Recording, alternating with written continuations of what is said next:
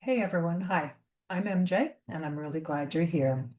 This video is part of the Unreduced Foundation series where we're exploring how to remain fully ourselves even when life narrows our circumstances sometimes. If you're new here, again, welcome. You're welcome to stay with us in this video. If you'd prefer to start from the beginning of the series, you can find the rest of the videos in the Unreduced Foundations playlist on the homepage.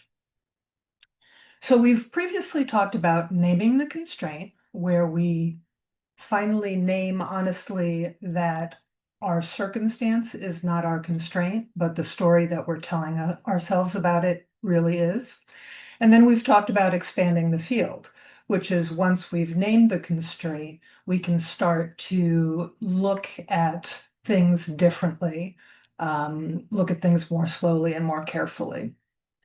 So today I want to talk about something that happens after we've named the constraint and started expanding our field. And that's that when our field begins to widen, we suddenly see not only more opportunities external to us, but we also begin to see more clearly internally. For me, at some point, I started noticing a little thing that was actually very telling. And that was when people, all people, my friends, my family, my colleagues, would run into me or see me or talk to me on the phone, they would always say, "How are you and your mom doing?" Which is a perfectly fair question. Nothing wrong with that question. Often when I talk to people, I ask how they are, how's the family, how are the kids?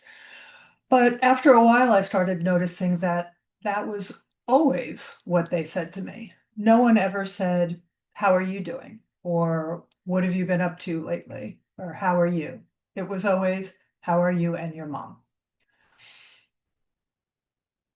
The uncomfortable part of that was that I realized that the reason they were asking that is because I had made me and my mom one unit.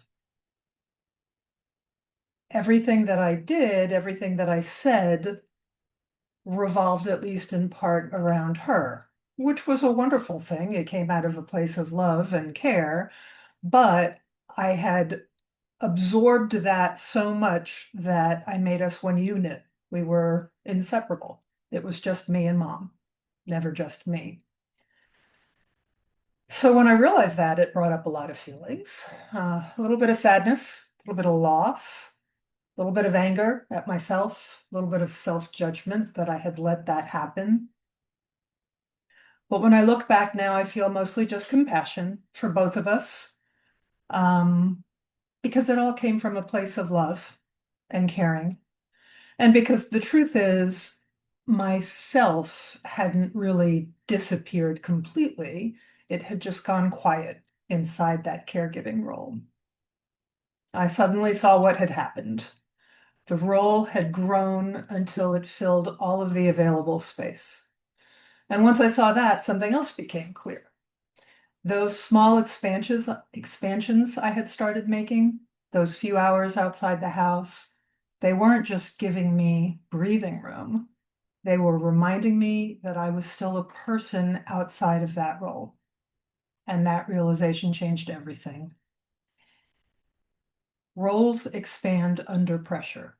All roles, not just caregiving, parent, partner, patient, employee. They grow to meet the demands of life at that moment. They grow to meet the demands of the circumstance. But if we're not careful, they grow larger than they ever really need to be. They can grow until they absorb the person inside them. You can see it happen in many different lives. Someone becomes the employee who never stops working. Their conversations revolve around deadlines, responsibility. A parent becomes only a parent. Every thought, every schedule, every decision revolves around the children.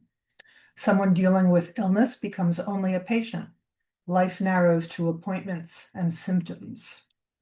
The responsibilities are real, but over time, the role can begin to occupy all the available identity space, which is why another structural beam inside the unreduced framework became clear to me. Once the constraint is named, Once we've started to expand the field, the self has to be protected. Protecting the self doesn't mean rejecting the role. It doesn't mean caring less, and it doesn't mean that you're being selfish. It simply means remembering something fundamentally important. And that is that the role is something that you carry. The role is not who you are. The self must remain larger than the role. In practice, protecting the self is usually very small. It doesn't mean abandoning the role. It simply means making sure that there's at least one space in your life that belongs to the person and not the role. Maybe it's an hour outside the house, a walk, a hobby, a conversation that has nothing to do with the responsibility you carry. Something that reminds you that you're still a whole person, not only that one role. Importantly, another thing that I realized was that protecting the self didn't weaken my caregiving. It strengthened it. Those small windows of space made me more patient, more present, more capable. The simple truth is this: when you're your whole self, you have more to give to others. And when you have more to give, you also have more space to receive. I became a better caregiver, a better daughter, and I began to enjoy time with my mom even more than I had before. Honestly, I began to treasure it. It turns out this is true across many different roles. The employee who protects their identity becomes more effective. The parent who protects their self becomes more patient, more present with their children. The partner who protects their identity becomes more steady in the relationship. Protecting the self doesn't weaken responsibility, it stabilizes it. And something else begins to happen when the self is protected. Growth returns. Not dramatic growth, necessarily. Not a total reinvention of your life. Just the quiet expansion that comes from remembering that you're a whole person. And this doesn't take anything away from the people you care about. In many ways, it gives them more of us. So, if you find yourself inside a role that has suddenly grown much larger than it should have, ask yourself, where might I have disappeared inside this role? And what would it look like if I let a little bit more of myself return? You don't have to disappear inside your circumstances. You can remain whole. In fact, you can become even more. You don't have to be reduced. Thank you for being here. Take care of yourself. And remember, wherever you are, you're never too far from wonder.